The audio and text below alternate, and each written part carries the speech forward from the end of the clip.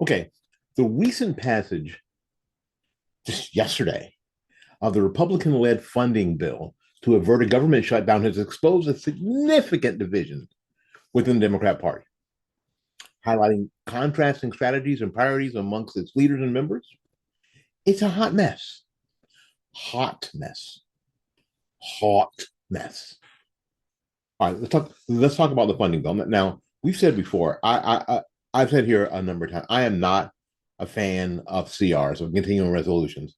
For me, for the most part, CRs just, excuse me,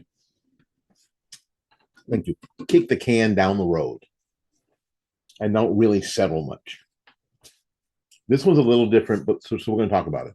So on March 14th, 2025, which was yesterday, because this is Saturday morning, I'm doing this, just hours before a potential government shutdown, the US Senate approved a stopgap funding measure designed to keep the federal agencies operational through September 30th.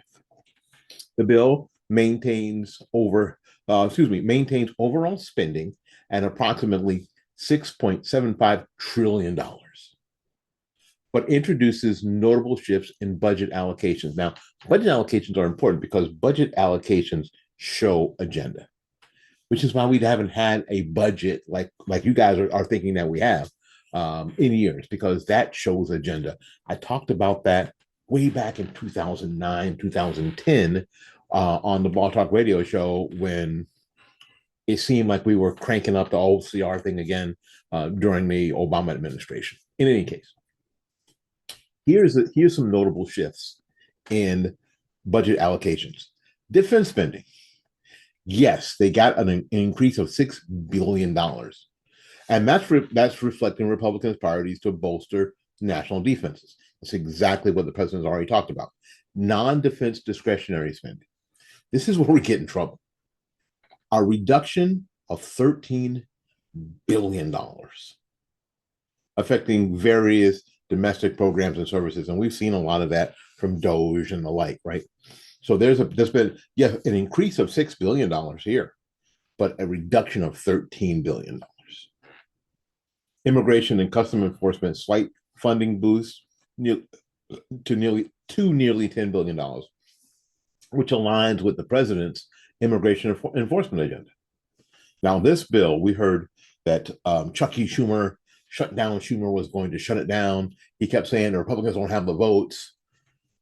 Anyway, the bill passed the Senate with a 54 to 46 votes, following a 62 to 38 procedural vote to advance the measure, because their procedures are they have to have cloture, which shuts down any discussion about it, so they can vote on it. Well, 62 senators said, yeah, let's just shut down the conversation, let's vote. And they voted 54 to 46 to approve the measure. Notably, 10 Democrat senators joined Republicans in the procedural vote, and two non-Republican Senator Gene Shahan and independent Senator Agnes King supported the final passage. Wow. Now that's from businessinsider.com if you want to go ahead and check that out. Anyway, this is Chucky Schumer's strategic shift. Senate Minority Leader Chuck Schumer's decision to support the funding bill marked a significant pivot from his earlier stance. Initially opposing the Republican crafted measure, Schumer reversed course, citing concerns over the potential consequences of a government shutdown. He argued that a shutdown would grant the Trump administration, particularly the Department of Government Efficiency, led by Elon Musk, greater latitude to dismantle vital governmental services. Schumer stated, if government were to shut down, Doge has a plan in place to exploit the crisis for maximum destruction. Well, and that's from the Wall Street Journal. Now, what Doge could easily do, it's easy, because I did that, and every conservative commentator has done that during shutdowns. Well, we're in a shutdown. Do we need this? Don't think so. How about this?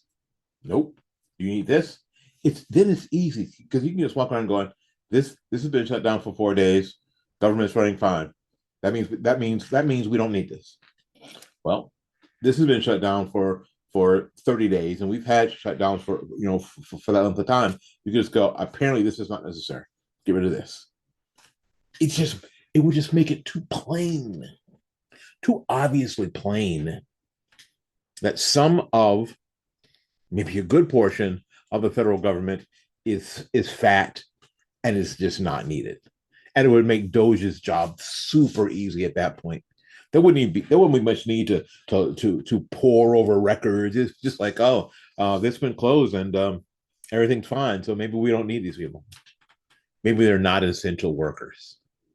Maybe this is a non-essential part of the government. And this is the parts that get shut down during shutdowns. What departments and agencies are considered non-essential? So if they're non-essential, why do we have them? If these are non-essential departments and agencies that get shut down during, you know, shutdowns, why do we have them in the first place? Why, when the shutdown is over and the CR is signed, why do they get their back pay? Why don't they get a pink slip? Oh, by the way, we did without you for 14 days and everything was fine. Pretty much sign your own departmental death warrant at that point. And this is what Schumer knows. It just makes it too easy for Doge to go. The government was shut down for 21 days. We didn't need this. We didn't need this. We didn't need this. We didn't need this. Yeah. Anyway, which means all hell's breaking loose inside their party. Schumer's reversal ignited a firestorm. I like to call it a poop storm. It did. A poop storm within the Democrat Party, exposing fractures between Senate and House Democrats. House Democrats are frustrated because they had largely opposed the Republican bill under the leadership of Minority Leader Hakeem Jeffries, felt blindsided by Schumer's abrupt change. They thought they were all going together, and well, Schumer just sort of pulled the rug out from underneath them. Representative Ro Khanna expressed his discontent, emphasizing the need for a unified strategy. Your girl Nancy Pelosi's public rebuke. So, in a rare move, Speaker Emerita Nancy Pelosi openly criticized Senate Democrats for supporting the funding extension. She characterized the bill as a devastating assault on the well-being of working class families. They just say this crap. It doesn't make any sense at all. They just say this crap and urged Democrats to reject the false choice between a harmful funding measure and a government shutdown.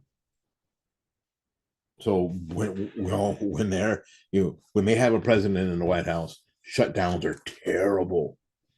But these people wanted to shut down. That's all there was to it. They thought they were going to be able to blame Trump for the shutdown. They really did. But I think Chuck Schumer is probably the smartest in that group.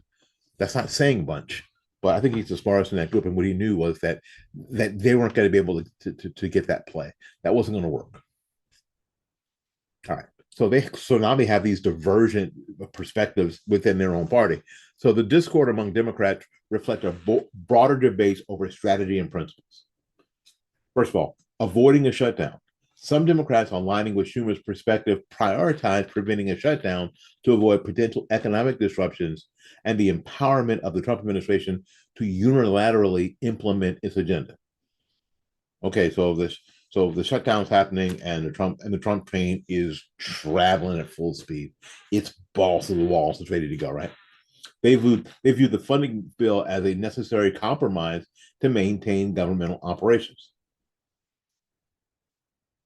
Standing on firm principles, others argued that conceding to the Republican bill undermined Democrat values and constituencies. That's the name. They contended that accepting significant cuts to domestic programs without adequate negotiation amounted to capitulation, setting a concerning precedent for future budgetary battles. Your girl AOC voiced this sentiment, highlighting the risk of acquiescing to demands that could harm vulnerable communities.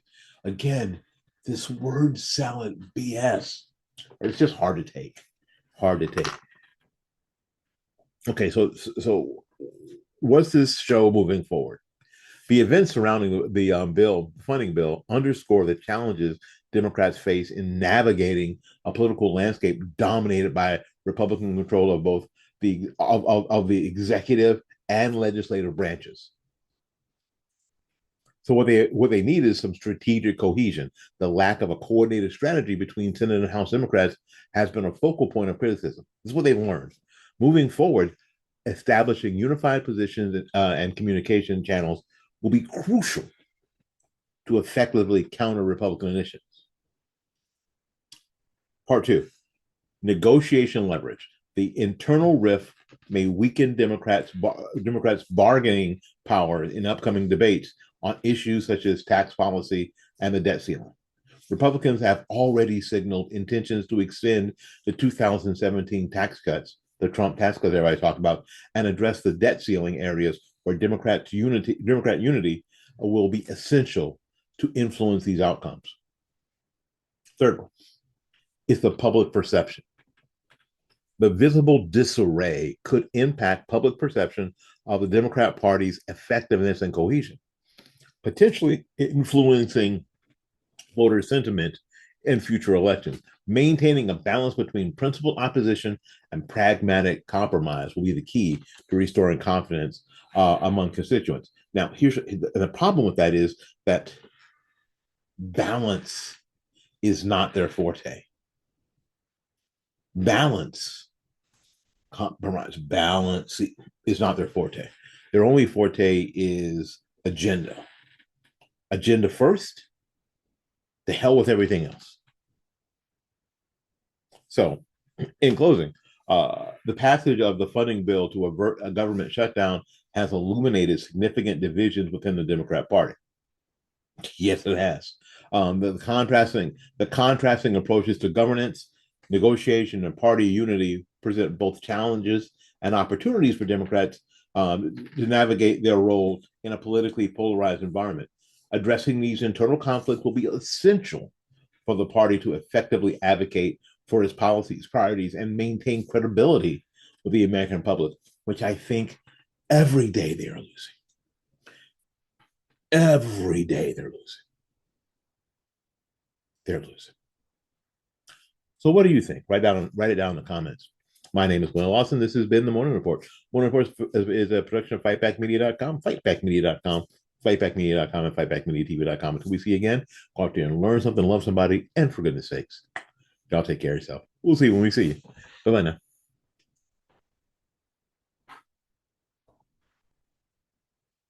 Welcome to the Morning Report, a production of fightbackmedia.com, the #1 source of urban conservative information in America.